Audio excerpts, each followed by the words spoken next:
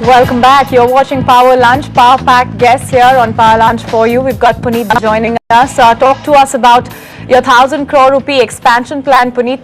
What does it sort of mean like this when people are perhaps saying, let's wait before we start investing?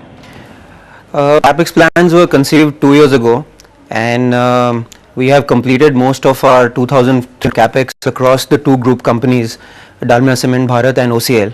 And the balance capex of about 700 crores will be completed in the second quarter of this year.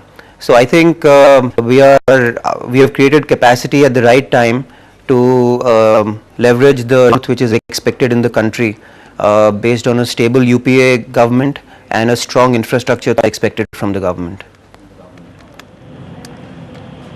What do you really expect is going to come? You talk about this infrastructure thrust. What kind of understanding of it do you have? Do you expect some new projects to come on the roads front, certain regions that look more attractive than the others? I think the demand growth in financial year has been about 8.4% in cement, which is down by 1.6% compared to the last 3 years. So 10% got down to 8.4. But if I look at the April numbers are showing a 12 to 13% demand growth at all India level.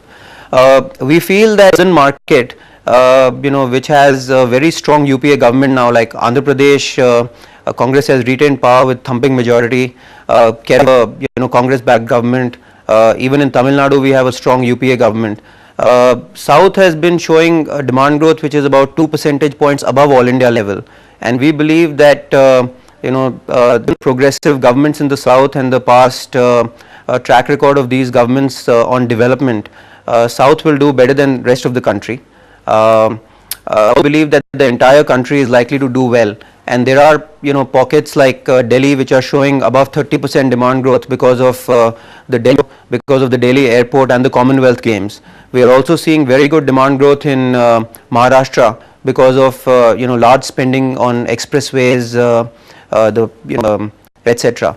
So I think all in all we expect good demand growth in the country, but I believe south will be slightly better than the country.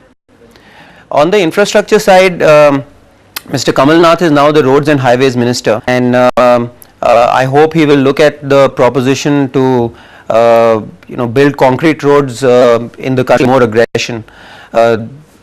We have always believed that the lifetime cost of a concrete road is cheaper than a bitumen road, and it is also more fuel efficient, so it saves foreign exchange for the country. We are hopeful that apart from the general infrastructure thrust, concrete roads will get special attention in policy making in the current government. Having said that, where do you view prices? And we're now looking at the tip of the monsoon that's likely to keep construction activity a bit low, isn't it? Yeah, I think I don't expect prices to go up significantly this year. As you rightly said, in the coming months, construction activity may slow down because of the monsoon, and prices may remain flat. However, on the pricing front, I'm a little bit more cautious in my outlook because a lot of new capacity is coming in the second year, and I think from December onwards, I expect a little bit of pricing pressure, if at all. Thanks, Puneet. Good to have you on the show. Quick expectations and the list of what he expects from Kamal Nath, the new roads minister, to do. Let's move next to a little more different space. This is a